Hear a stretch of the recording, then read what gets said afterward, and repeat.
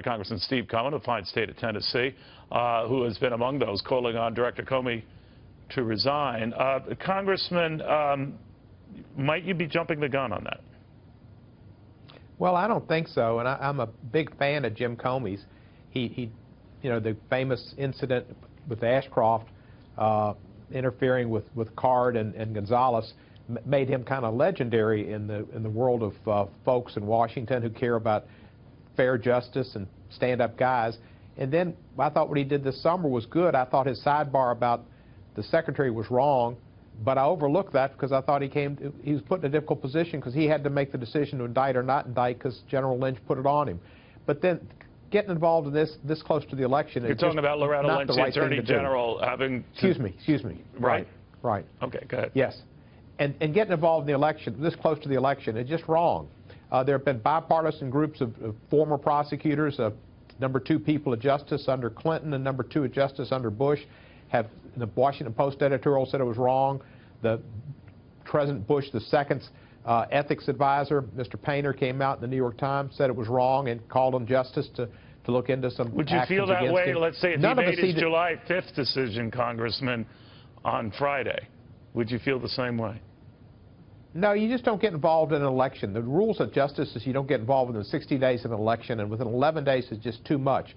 And it's not going to be completed. He could be doing all of this. In other words, he could have pursued this, I think, as the Justice Department said would be okay, but not to make a public case out of it. But wouldn't word leak out anyway? I don't know that it necessarily would. It could have, and things have leaked, but he shouldn't have been the one to do it, and if it leaked, it leaked. You can't stop that, but he shouldn't have been the one to make the statement, and that's just against all policies. But what would he do, that's sir, if thousands of emails have materialized?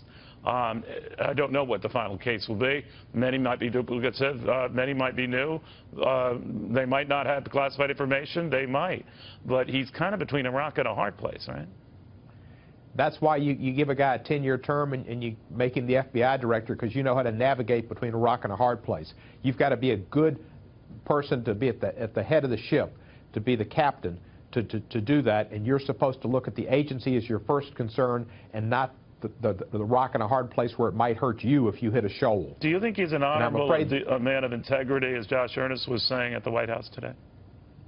I think he is. I've always respected him. I continue to respect him. I think he was excessively careless in this position of making this statement. I think he's hurt the Bureau. I think he's hurt the justice. And I'm not cheerfully asking for his resignation. You don't think Hillary Clinton was careless? None of this would even be happening if she were not, right?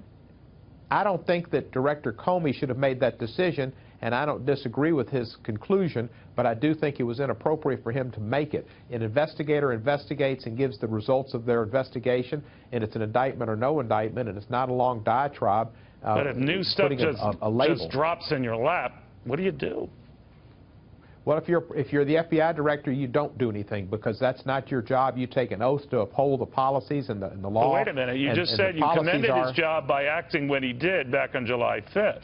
And now thousands of emails potentially drop in his lap out of nowhere. He didn't see them coming. His agents brought them to attention last week. So what is he supposed to do? But he doesn't know what's in those emails. The emails could be, like you said, they could be all duplicative. Which is why he gave a heads up. Look, pertinent information has come forward. Essentially, I don't know what to do, but I want to let you guys know I've become apprised of this, and I can't ignore it, right? A fine lawyer like Jim Comey knows foreseeability.